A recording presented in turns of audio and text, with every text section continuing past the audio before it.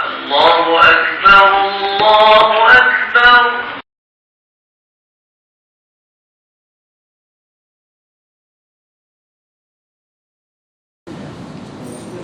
بسم الله الرحمن الرحيم. الحمد لله رب العالمين، والصلاة والسلام على رسول الله وعلى آله وصحبه أجمعين. سبحانك لا علم لنا إلا ما علمتنا إنك أنت العليم الحكيم. اللهم صل وسلم وبارك على سيدنا محمد وعلى آله وصحبه أجمعين. أما بعد، قال الله تعالى في الكتاب الكريم: أعوذ بالله من الشيطان الرجيم. يا أيها الذين آمنوا استعينوا بالصبر والصلاة إن الله مع الصابرين. صدق الله العظيم. Assalamualaikum warahmatullahi wabarakatuh. Alhamdulillah, syukur pada Allah Subhanahu wa taala, setinggi syukur pada Allah Subhanahu wa taala masih memberi kita nikmat, yaitu nikmat yang paling besar sekali, yaitu nikmat iman dan Islam. Kedua, syukur pada Allah kerana masih memberi nikmat umum kepada kita hari demi hari, demi bulan, untuk kita membentukkan akidah kita, amalan kita, ketakwaan kita kepada Allah yang sebenar-benar takwa. InsyaAllah mudah-mudahan Allah Subhanahu wa taala memberi kenikmatan dan rahmatan kepada kita semua dan anak-anak mungkin kita. Mudah-mudahan kita tergolong-golongnya beriman kepada Allah. InsyaAllah hari ini kita muzakarah, iaitu satu kitab, iaitu kitab Ayyuhal Walad, yang mana dikarang oleh Imam Al-Ghazali. InsyaAllah hari kitab tersebut, InsyaAllah lah kita bertukar-tukar giling-giling kita ziarah ke alam barzakh, iaitu Ayyuhal Walad, yang mana dikarang oleh Imam Al-Ghazali berkenaan dengan masalah nasihat-nasihat dan ulama-ulama kepada kita semua untuk perbaiki segala amalan kita kepada Allah. Dan mudah-mudahan insya-Allah dengan nasihat beliau tersebut, mudah-mudahan menjadi pedoman untuk kita untuk terus dan perbaiki diri kita dan ibadat kita kepada Allah Subhanahu wa taala. Insya-Allah tengok satu nasihat daripada Imam Ghazali, iaitu ibadatmu hendaklah mengikut aturan syariah. Itu nasihat dia yang pertama. Dia kata sini, iaitu wahai anakku yang tercinta, wahai anakku, dengan gaya yang manja. Sebab kita lah ayah kepada anak. Wahai anakku yang tercinta, disebut nasihat kepada kita semua. Segala ilmu itu ialah bahawasanya engkau mengetahui cara mengejarkan ketaatan, iaitu ketaatan kepada Allah, dan cara beribadat akan Allah Ta'ala. Jadi Imam Ghazali sebut nasihat kepada kita semua, wahai anakku dan wahai saudara aku lah. Nah, ilmu itu adalah mengetahui. Ilmu tu iaitu mengajar kita tentang mengejarkan ketaatan kepada Allah. Ketaatan ni ada dua. Dan ketaatan kita buat dengan ilmu, ketaatan kita buat dengan tanpa ilmu. Sebab tu juga disebut juga, nah, ilmu tanpa amal iaitu gila. Nah, kata Imam Ghazali. Sebab itulah setiap ilmu yang mana kita baca, yang kita dengar, yang kita belajar, untuk yang pertama sekali untuk mengejar ketaatan kita kepada Allah. Bagaimana ketaatan kepada Allah? Yang pertama sekali cara kita beribadat kepada Allah, mesti kena belajar. Tak sama ada ibadat tersebut sunat ataupun perkara yang wajib. Jadi setiap ilmu yang mana kita ada, tak wajib kita kena beramal. Walaupun sedikit dengan ilmu kita tu, yang mana kita beramal itu, walaupun sedikit, Dan lebih baik daripada kita beramal tanpa ilmu. Bukan masalah ulama sini kata tak perlu kita menjalani ketaatan kepada Allah. Tetapi nasihat Imam Ghazali kepada kita semua, termasuk hamba sendiri, kita buat amal walaupun sedikit dengan ilmu lebih baik daripada kita buat amal tanpa ilmu. Buat amal banyak tapi tak buat ilmu, tak tahu gapo. Itu masa bahasa kita. Walaupun amal sikit dah, tetapi dah kita buat dengan ilmu, kita tahu kafiyat tu lagu mana.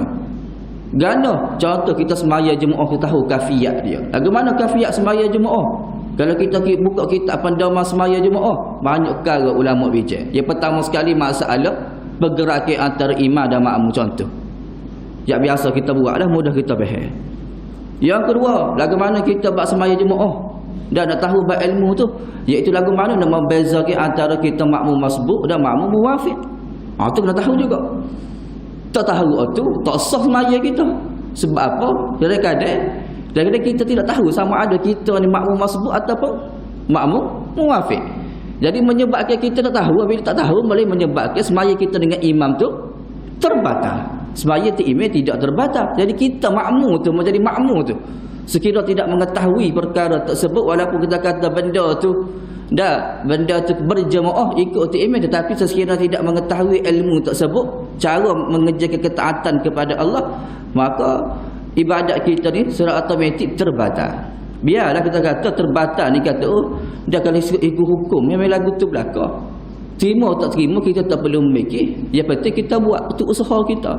Ni kita memikir terima tak terima ni dululah kita ada rasa hati tak terima dengan Allah. Padahal satu benda kita nak kaya atas muka bumi Allah, kita kena usaha. Tak ada Tuhan kata duduk saja rumah, duduk golek, duduk tidur, tak ada. Usaha. Tuhan nak kaya tak saya kaya lain kira. Yang penting kita usaha, pergerakan kita tu ikhtiar kita. Supaya juga kita nak syurga. Nak syurga kepada Allah Ta'ala ni kita kena usaha, buat amal soleh, kena ikhtiar, kena korban masa kita dengan keluarga kita, korbankan masa kerja kita untuk apa? Untuk kita mentaati perintah Allah. Nak syurga kan? Ada? Jangan kita mengatakan benda yang mana kena dengan nafsu kita itu ibadat. Tak mestinya lagi. Supaya kita kata ibadat khusus, supaya semaya, puasa, zakat tu sama telah dah hadap kita sebagai hamba kepada pencipta kita. Tetapi ibadat-ibadat lain, contoh kita kata kita pergi kerja, ibadat juga. Gapo pergi kerja? Yang pertama sekali tu kita nak cari nafkah pada anak bini kita, ibadat juga. Tuhan suruh juga. Betul ke tak? Kita makan nasi, Tuhan suruh juga. Walaupun hukum ni harus, tetapi kalau tak makan nasi tak boleh buat ibadat kepada Allah. Itu cara mengerjakan ketaatan kepada Allah. Tu banyak. Tak ada nasi, tak ada kerja, tak makan nasi. Gitulah. Masalah kita kata peraturan adab kita sebagai kehidupan ni. Iaitu mengerjakan ketaatan kepada Allah dan cara beribadat kepada Allah Ta'ala. Cara beribadat Tuhan. Lagu mana kita nak ibadat kepada Allah? Sama ada perkara ibadat itu sunat ataupun wajib ataupun harus, atau perkara itu dituntut ataupun tidak dituntut. Sebab tu perkara kita ngaji kitab-kitab berkaitan dengan bab sembahyang ni banyak. Contoh kita kata kitab Musalli sebut. Kalau kita kata dah lah. Syarat sah solat. Salah satunya adalah mengetahui perkara dalam sembahyang kita tu sama ada perkara sunat ataupun tidak, persunat ataupun wajib. Itu syarat dia. Walaupun rukun-rukun yang lain, syarat-syarat yang lain kita ikut, sekiranya salah satu syarat itu, contoh kita kata tidak mengetahui perbuatan mana kita buat dalam sembahyang sama ada sunat ataupun wajib, maka dikira terbatal juga. Setara tu ibadat kita pada Allah. Itu kita tak musalli. Kita kata buka kitab kecil-kecil ni tak jumpa. Sebab kita panduan semaya jemaah, ya cerita bab semaya jemaah. Kalau kita kata buka kitab kecil, contoh kitab Sabilah, kitab Kifayatul Muttadin, kita biasa duk ngadah kita kejumpa benda-benda lagu ni. Banyaklah ulama sebut situ. Ketahuilah bahawasanya taat dan ibadat itu ialah mengikuti aturan Allah Ta'ala. Untuk jaga apa kita buat ketaatan ibadat pada Allah, iaitu melakukan suruhannya dan meninggalkan larangan Allah dan perbuatan dia, perbuatan mana maksiat kepada Allah. Tu Imam Ghazali sebut. Dan ketaatan kita pada Allah dalam ibadat. Dah, iaitu mengakui aturan Allah. Mengakui segala suruh Allah. Contoh bab semaya Tuhan suruh aku. Dah, kita mari masjid. Dah, Allah Taala suruh juga. Dah, innama ya'muru masajidallah man amana billahi wal yawmil akhir. Surah ayat. Dan sesungguhnya orang mari masjid Allah Taala ni iaitu billah, iaitu beriman kepada Allah, wal yaumil akhir, dan bersaksilah dia ni beriman kepada hari akhirat. Dan bersaksi dah, tak nak kata takwil dah. Biarlah orang mari masjid nak riak ke nak gapo nak wujud takabur, itu masalah di hati dia dengan Allah. Yang penting bersaksi dah, Tuhan sebut dalam Al-Quran. Dan sesungguhnya orang mari masjid ni orang beriman kepada Allah. Tak ada dia mari masjid ni saja-saja puas duduk saja rumah, tak ada. Mesti niat hati dia ni nak pergi ibadat kepada Allah. Nah, mesti tujuan dia nak pergi ibadat, nak pahala Jumaat. Tu tujuan dia ada orang mari masjid. Yang mana ada sifat dia hati ujub riak kata kabur, tu masalah dia dengan Allah, benda tu boleh cuci. Dah cuci pun kena usahalah. Jadi perkara tersebut pun walaupun kita ada sifat riak oleh hati kita sekalipun, tetapi kita kena buat juga ibadat kepada Allah. Dah ni kata Imam Ghazali sebut juga. Bukan masalah kita kata tak boleh nak cuci hati riak kita, takabur kita tu. Tetapi kita kena usaha walaupun buat amal dengan riak sekalipun kena buat. Lama-lama insya-Allah dengan mana kita buat dalam perbuatan kita, hati kita dalam keadaan riak, Allah Subhanahu Wa Taala akan cuci kita. Tapi kita kena usahalah nak buat benda tu. Nah, kita usaha kita nak cuci benda-benda sifat riak dan takabur kita dengan Allah. Mesti ada sedikit dia percaya ikhlas ni benda payah. Nah, benda ikhlas ni benda yang dalam payah kita nak tahu, mengetahui. Dia tahunya Allah. Sebut di mulut boleh, contoh kita kata sabar. Tak, sabar ni payah. Tak, sebut boleh sabar. Sepuan malam. Lepas kuliah mai jejak spek habis pecah. Tak, sabar. Ni buat lagu mana? Ditakdirkan oleh Allah Taala lagu tu. Nah, contoh kita tubik masjid lipai le. Sabar. Tetapi apa sangat sabar di hati kita? Innallaha ma'as-sabirin. Dah. Setakat mana kita boleh sabar hati kita dengan kehendak Allah? Allah Taala uji kita dengan kematian pun. Dah, contoh mak ayah kita pun kadang-kadang setengah keluarga tidak boleh menerimanya. Sebab tu ada hukum meratapi. Meratapi ni hukumnya adalah haram, tak boleh. Tak kira lah meratap itu seorang anak ke ataupun siapa-siapa sekalipun. Tak, apabila meratapi ataupun tidak redha, tidak redha dengan apa yang ditakdirkan oleh Allah terhadap seseorang tersebut, maka orang itu termasuk daripada meratapi. Sebab tu tak boleh dah kita meratapi jenazah. Lebih-lebih lagi jenazah berkait dengan mak ayah kita. Berkait dengan mak ayah kita. Betul lah dalam masalah kitab-kitab bab semaya kubur ni banyak mengenai dengan khilafiyah. Hang nak terang sikit. Mungkin ada bunyi lah.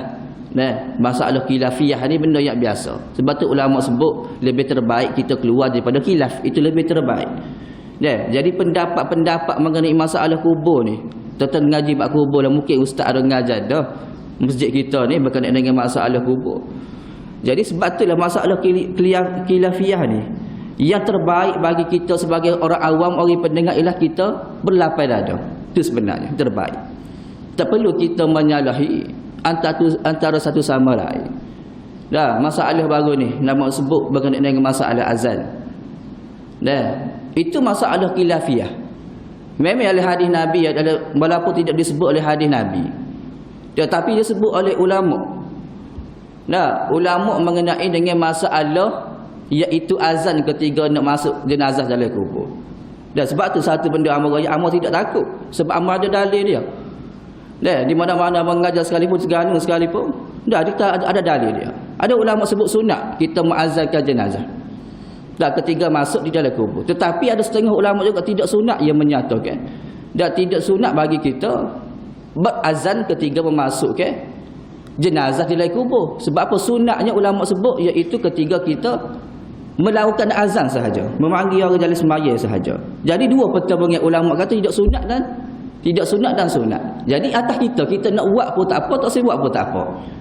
Tu panggil berlapis dada. Apabila kita buat benda tersebut tidak menyalahi syarak, bukan kita nyanyi depan orang mati. Tak boleh buat, tak ada masalah. Sebab tu hidup kita, kalau kita jenis orang ngaji, kita hidup dalam keadaan berlapis dada. Supaya juga masalah mengenai kubur, berrukuk atas kubur. Memang ulama sebut bagi mazhab Syafi'i sahaja hukumnya adalah haram. Mazhab lain tidak. Jadi kalau kita kata benda mana kita buat itu tidak salah, teruskan. Berlapis dah. Kalau kita kata tak, kita betul-betul guna mazhab Syafi'i, maka tak ada masalah. Berlapis dah. Benda khilafiyah. Bab mengenai masalah kubur masa sebut awal-awal. Banyak mengenai dengan khilafiyah. Jadi atas diri kita sama ada benda tu kita rasa kita boleh buat atas keyakinan kita lagi. Kita rasa kita nak keluar dari khilafiyah, itu lebih terbaik lagi. Ada? Gitu. Itu ilmu. Tu ngaji ilmu dah. Mengikut hadis Nabi ni banyaklah perbuatan-perbuatan solat. Contoh kita kata mengenai masalah khilafiyah. Banyak kalau ikut ulama-ulama dulu banyak contoh supaya kita kata Sayyidina Umar berkenaan dengan masalah tarawih. Kalau kita nak sebut pasal khilafiyah ni banyak. Tak. Bid'ah ni banyak.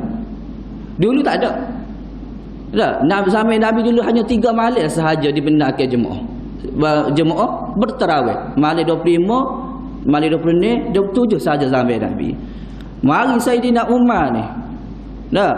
Dia buat setiap malam berjemaah. Jadi kena ikut satu benda tu bid'ah. Maka kena ikut kan. Kira Sayyidina Umar ni orang mana dekat dengan Allah. Tak. Dekat dengan Nabi. Kira dia tu buat perbuatan sesat lah. Kalau kita kata benda tu tidak menyalahi syarak. Sebab tu hidup lagu ni. Sebab tu kata ia lebih terbaik kita ngaji mengenai masalah ibadat ni. Dan lebih baik kita berlapis dada. Itu lebih terbaik. Kita sekarang nak buat solat tarawih pun tak ada masalah. Kita nak buat berjemaah pun tak ada masalah. Setiap benda ada dalil mana dibahas oleh sahabat Nabi sallallahu alaihi wasallam. Itu terbaik dah. Sebab tu lebih baik kita mesra belaka, kita terima belaka. Yang penting benda tu tidak menyalahi syarak. Okey lagi. Dia kata lagi. Kalau tidak, maka ia akan menjadi dosa seperti halnya, iaitu hal ibadat tadi. Bila engkau berpuasa pada hari raya dan hari-hari tasyrik. Hari-hari tersebut diharamkan kita puasa kalau bab puasa. Agak kita nak puasa buka bulan ini. Maka engkau telah melakukan kemaksiatan kepada Allah. Jadi dia kata sini, kalaulah kita buat ibadat juga banyak ibadat. Tak banyak lagi hati kita bila buat ibadat banyak tetapi masih lagi hati kita buat maksiat kepada Allah. Puasa sunat, puasa rejab, puasa gapo, semaya tahajud, semaya duha. Dah semaya fardu Jumaah lagi. Tapi masih lagi hati kita ni buat maksiat kepada Allah. Dah buat maksiat kepada Allah. Jadi bagaimana kita nak cuci hati kita? Iaitu dengan berdoa kepada Allah. Dan kedua kita berazam meninggalkan segala perkara yang mana dimaksiatkan oleh Allah. Tuhan sebut dah kan syarat-syarat taubat nasuha ya ayyuhalladzina amanu tubu ilallahi taubatan nasuha. Dah wahai beriman kepada Allah taubatlah kamu dengan taubat nasuha. Nah, bagaimana iaitu kita tinggal maksiat kepada Allah. Sebab itulah kata Tok Guru Baba Aziz lah. Dah kalau orang biasa pergi ngaji dia sebut walaupun kita ni dah amu berulang-ulang perkataan tersebut. Apa ingat? Walaupun kita mati tak ada amalan yang banyak. Walaupun kita mati kita terbawa amalan yang banyak tetapi kita ni tidak bawa dosa dengan Allah. Terbawa maksiat kita dengan Allah. Kita nak. Amalan setara mana kita? Yang mana kita nak menghadap di hadapan Allah, yang mana kita diazab oleh kubur disebabkan dosa kita. Allah Ta'ala tidak azab amal ibadat kita. Allah Ta'ala tidak azab segala perkara yang baik apabila kita buat di atas muka bumi Allah. Yang mana kita diazab oleh Allah dalam kubur, di pada mahsyar, di akhirat seesok tu ialah dosa-dosa kita. Kita ibadat ni kita sebagai tugas kita sebagai hamba dah. Tak perlu kita tuntut dia dengan Tuhan. Oh ni pandai ibadat. Itu perkara dituntut dah. Tugas kita sebagai seorang hamba dah kita kena buat. Ya sunat-sunat yang kita buat itulah sampingan kepada kita. Tak sampingan supaya menambah lagi dan buat perkara sunat tersebut supaya kita menampung segala perkara-perkara cacat celah kita di dalam solat fardu kita. Contoh mengenai masalah khusyuk kita dengan Allah. Kita baca dalam surah Al-Qaf ke? Qad aflahal mu'minun alladzina hum fi salatihim khashi'un. Ciri-ciri orang berjaya di sisi Allah Taala alladzina hum fi salatihim khashi'un, iaitu orang yang solat khusyuk dengan Allah Taala. Tak, itu salah satu ciri-ciri mukmin yang berjaya sisi Allah Taala.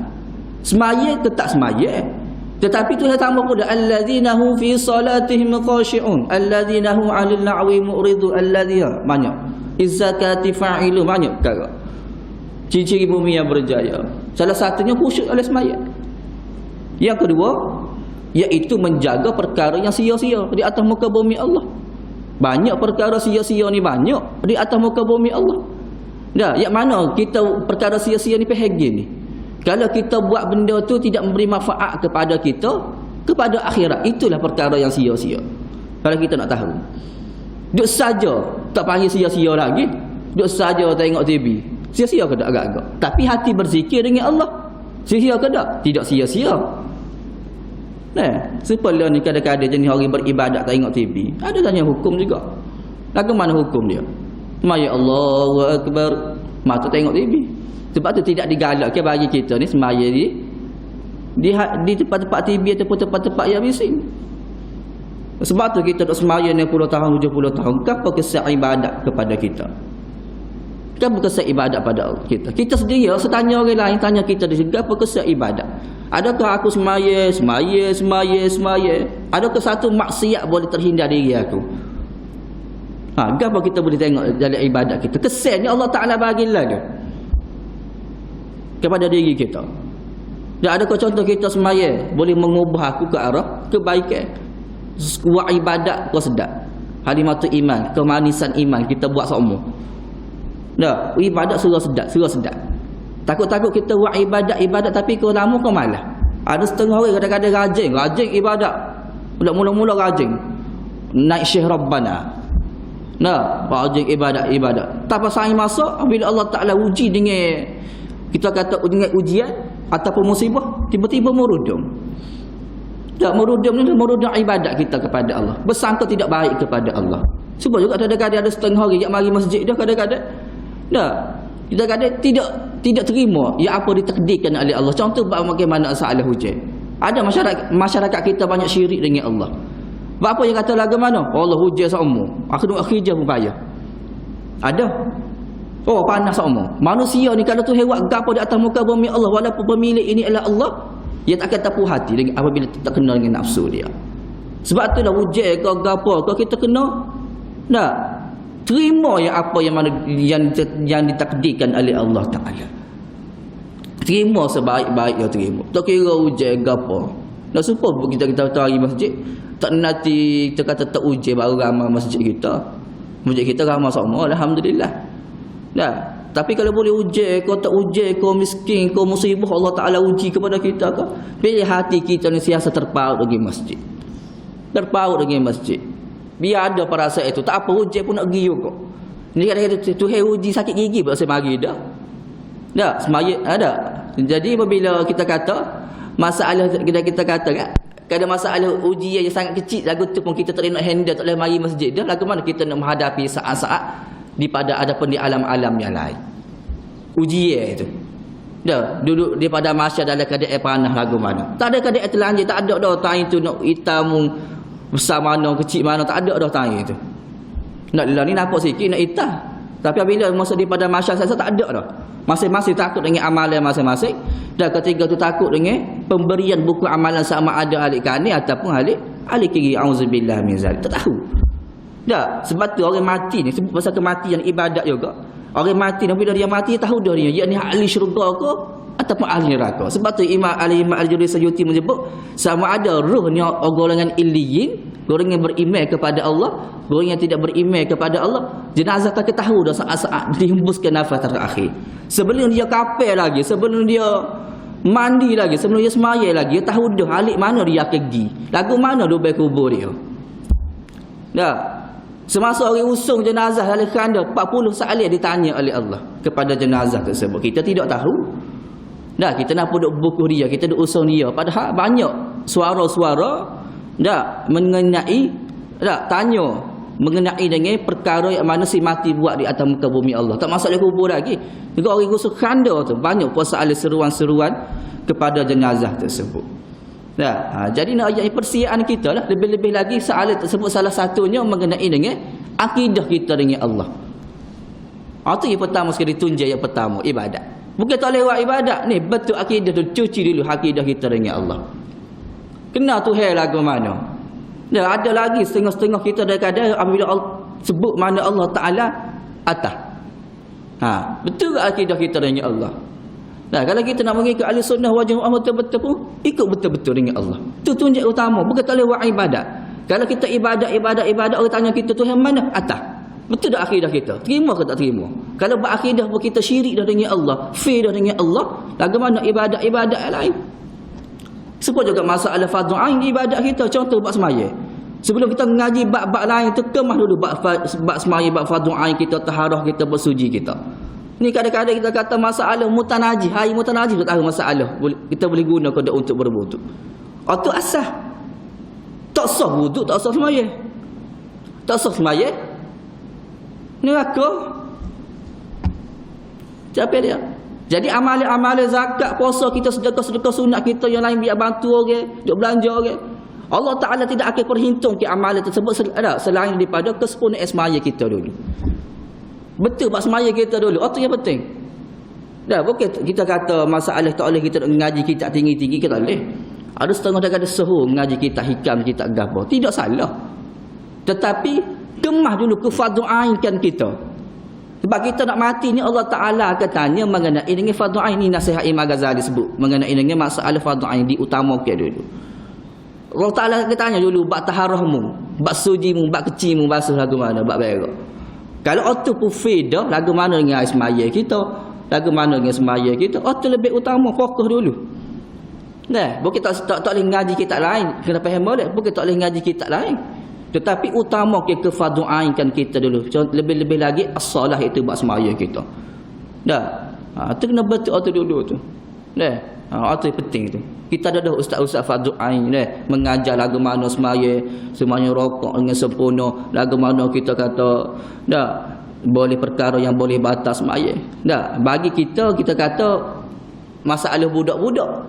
Padahal itulah ya sebenarnya walaupun umur 60-70 tahun sekalipun kadang-kadang kita tidak mengetahui cara pengambilan wuduk ataupun masalah berkenaan dengan taharah ataupun sebagainya. Sikit lagi. Wahai anakku yang tercinta, perkataanmu dan perbuatanmu itu sesuai dengan peraturan syarak. Kerana ilmu dan amal yang tidak sesuai dengan peraturan syarak adalah sia-sia sahaja. Sia-sia sahaja Imam Ghazali sebut. Kalaulah perkataan kita, perbuatan kita dan peraturan syarak ataupun gerak-gerik ibadat kita tak kena dengan ilmu, tak kena dengan perkara peraturan yang mana disyarakkan oleh syarah, tak, maka amalan tersebut menjadi sia-sia, tak ada gapo. Dia letih saja. Ibarat puasa bulan Ramadan, orang lain puasa juga, tapi tak tahu lagu mana berkenaan dengan masalah rukun-rukun dan perkara yang berkait dengan puasa. Jadi Nabi kata, lama umat aku puasa tapi dapat dahaga saja. Dapat dahaga saja. Buat semata-mata ibadat. Nah, tiba juga masalah semaya dan masalah lain. Dah bab zakat, bab gapo. Dah, supaya juga masalah bab zakat juga kita nak masuk bulan Ramadan ni. Banyak agak masalah orang yang kekeliruan. Dah, masalah bab zakat. Dah, apabila bab zakat ni, nak sebut sikit mengenai dengan orang yang penerima. Dah, banyak yang berlaku masa duduk masjid dulu, banyak yang berlaku kadang-kadang yang main gelai pas tangan pun penuh keluar zakat. Ni, gelai pasal ni. Dah, terima lagi zakat majlis 300.5. Dosa dia jadi orang yang mampu dah. Dia asal daripada penerimaan dia tu memang dia tidak layak dah dulu. Dan apabila dia kaya, dah, dia tidak memaklumkan kepada pihak yang memberinya. Contoh kita kata majlis lah, memberi zakat setiap bulan tu kepada warga rumah ke apa ke. Dah, dia pun ambil zakat tersebut. Dah, dosa besar dia. Nah, jangan kita kata kita guna perkara yang kita kata penerima yang asal tadi, tidak. Apabila kita tidak mampu, kita dah mampu dah, maka kita kena maklum kepada orang yang memberi zakat kepada kita. Dan zakat tersebut akan diagihkan kepada orang-orang yang mana tidak mampu, yang layak menerimanya. Itu masalah tu sah. Masalah yang kedua kadang-kadang masalah anak yatim. Nah, masalah anak yatim lagu ni. Kalau zakat itu contoh anak yatim tersebut termasuk daripada orang yang kaya dah, maka tidak wajib bagi dia menerimanya walaupun dia anak yatim. Keluarga tu kaya dah, ada pitih dah. Maka orang lagu ni tidak layak untuk menerima zakat walaupun syarat-syarat rukun-rukun orang yang menerima zakat termasuk daripada anak yatim pun boleh. Kita kena perhati molek contoh masjid nak bagi kepada agihan asnaf ataupun mana-mana sekali pun kita kena teliti molek. Sebab tu kita ada penyiasat masjid ni. Kita ada untuk ngulu, kita ada gapo. Tujuannya lagu ni lah akan berlaku. Padahal benda tu yang orang lain tu beramal lagi yang asnaf tak ada piti. Tapi boleh kepada orang yang betul-betul mampu dah. Jadi orang betul-betul mampu dah, yang sekiranya dia mampu bagi tahu pihak masjid ataupun bagi tahu ke majlis. Jadi hasil daripada penerimaan tersebut sekiranya dia mampu ia menerimanya, maka dosa besar orang tersebut. Walaupun pitih boleh, tapi dosa besar yang makan duit orang ibarat lagu tu. Tapi lagu mana kita nak tuntut esok dengan Allah? Tu yang pertama. Yang kedua nak tuntut dengan manusia tadi. Duit mana zakat majlis duit tu duit orang ramai. Duit agama. Jadi kita guna makan duit orang yang mana yang kita pula makan duit yang mana kita tidak layak untuk menerimanya. Tak maklum. Jangan pihak masjid dia kata dia tahu. Dia kata masjid ni dia kata dia kira rasa ya. Dia yang miskin dulu tapi bila dah kaya tak tahu. Dia kata yang mari pun dia kata dia tahu dia ni kaya, tunjuk pula gelar pasal ni. Kaya dah tu, ada gelar tu. So gelar berapa ribu dah, 20,000 dah. Dia kira lepas gelar. Ni 10,000 kaya dah tu. Jangan kita rasa benda ni. Kita rasa benda ni satu benda yang biasa. Walaupun kita ibadat sekalipun tapi benda nak dituntut di akhirat saya tak ada. Sebab tu Nabi kata ramai umat aku bawa pahala dunia ni. Tetapi esok siapa di hadapan Allah so tarik. Kadang-kadang amal tu dosa kita, dosa dia wi kita dan kebajikan kita wi dia pula. Jadi apa kita ada? Dah dosa kita banyak dah, kebajikan pun tak apa banyak dah. Tiba-tiba kita buat perkara macam ni di atas muka bumi Allah dengan nikmat yang sementara, tiba-tiba tak ada. Dah kebajikan kita wi dia belaka. Dah dosa dia wi kita. Jadi banyak dosa ke banyak pahala? Banyak dosa lah pada kita. Tapi kita agak ibadat di atas muka bumi Allah. Kita tahu bakal masalah hukum agama. Tapi kita apa kita buat lagu tu? Sebab nafsu kita. Nafsu kita tertipu dengan perkara yang sementara ni. Sebab itulah wahai anak mungkin dikasih lihat oleh Allah. Mudah-mudahan insya-Allah dengan nasihat tersebut untuk diri hamba dan semualah. Pertama sekali buatlah perkara yang mana diperintahkan oleh Allah dan taatlah kepada Allah. Yang kedua, buatlah seamal banyak yang mampu adalah ibadat kita kepada Allah tapi dengan syarat yang mana kita belajar.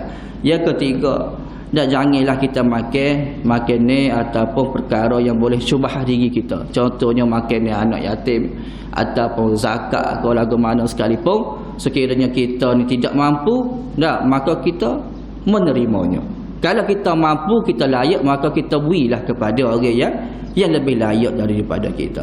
Yang keempat yang terakhir, iaitu Imam Ghazali sebut, iaitu pastilah setiap perbuatan kita, amalan kita mestilah berdasarkan ilmu. Berdasarkan ilmu supaya walaupun sekecil-kecil ibadat sekalipun, mudah-mudahan Allah Ta'ala memberi balasan yang setimpal dengan apa kita kerjakan. InsyaAllah. Doa doa sama kepada kita semua anak mukim kita, dan mudah-mudahan Allah Ta'ala menerima amalan kita walaupun sedikit dengan usaha kita, dan Allah Ta'ala campurkan ahli keluarga kita dan anak mukim kita dan kita semua di dalam mati dalam keadaan husnul khatimah, iaitu mati dalam keadaan yang baik di sisi Allah Subhanahu wa taala, insyaallah. Wallahu a'lam. Dan mudah-mudahan Allah Taala memberi kita cahaya keimanan untuk kita lebih rajin lagi beribadat kepada Allah Subhanahu wa taala dengan sebenar-benar ibadat. Amin ya rabbal alamin. Assalamualaikum warahmatullahi wabarakatuh. Bismillahirrahmanirrahim. Alhamdulillahirabbil alamin. Wassalatu wassalamu ala Rasulillah wa ala alihi wa sahbihi ajma'in. Ya Allah, ya Tuhan kami, ampunlah segala dosa-dosa kecil, dosa besar kami ya Allah. Ya Allah, ampunlah dosa guru-guru kami, dosa anak dan isteri kami, anak mungkin kami ya Allah. Jadilah kami semua menjadi hamba yang beriman dan takwa kepadamu ya Allah. Ya Allah, terimalah amalan-amalan yang soleh kami yang banyak ataupun sikit ya Allah. Rabbana atina fid dunya hasanah fil akhirati hasanah wa qina azabannar. Sallallahu ala Muhammad wa ala alihi wa sahbihi ajma'in. Walhamdulillahi rabbil alamin. Taqabbalallahu minkum ya Allah.